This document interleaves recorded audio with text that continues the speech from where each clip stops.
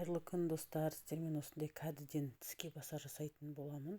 Міндетті түрде жасап көріңіздер, рецептісімен бөлісетін боламын. Жақындарыңызбен, достарыңызбен бөлісуді ұмытпаңыздар. Өте керемет күшті болып шығады. Бізге екі кәді керек болады. Бір үлкен, бір орташасын алдым. Базарларда арзан тұрады. Осындай сезон кезінде жасап көріңіздер. Арзанға шығады. Өйтіп сыртын жуып тазалап осылай кесіп шығамыз, жұқалатып ұзынан бойынан.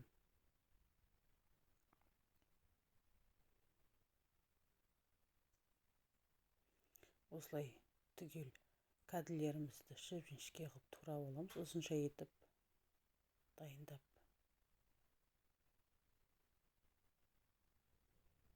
Ыдысымызға, кейіндеу ыдысымызға саламыз.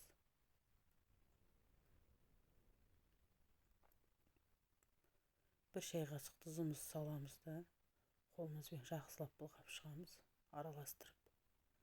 Кішкене тұзы сіңуі керек бойына.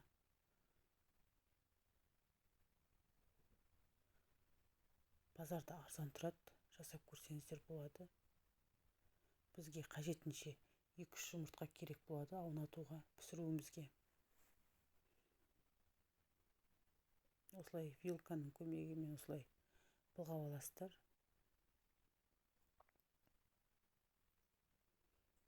Осылай жұмыртқаға сосын шамалы ұн алып, осылай ұнымызға аунатамыз. Сухари панировочный. Соларға да ауната берсеңіздер болады. Күшті керемет болып шығады, күтірлетіп.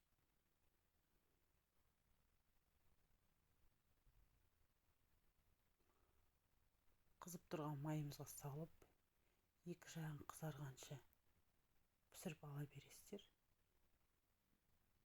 Осылай қызартып аласыздар. Бізге керегінше 2-3 осындай помидор керек болады. Сол соқпақша осылай кесеміз де сынап ойынан дайындап қоямыз. Кабачкилеріміз пісті, кәділеріміз.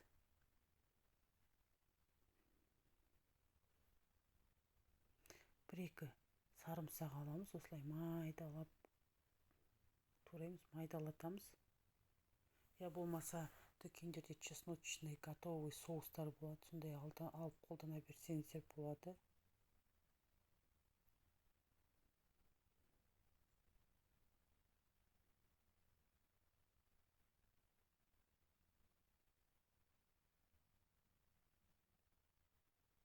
Осылай майдалап алдық. Майонезімізді аламыз да, керегінше осылай үстіне салып былғап аламыз, араластырып. Кәділеріміздің ортасына майонезімізді жағып, чеснок араласқан. Осылай помидорымыз салып, осылай орай бересіздер. Дайындап. Өте дәмді, керемет, баклажанға ұқсас болып шығады.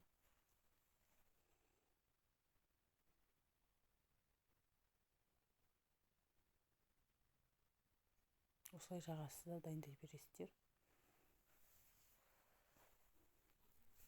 Менің каналыма тіркеліп, жақындарыңызбен, достарыңызбен бөлісуді ұмытпаңыздар.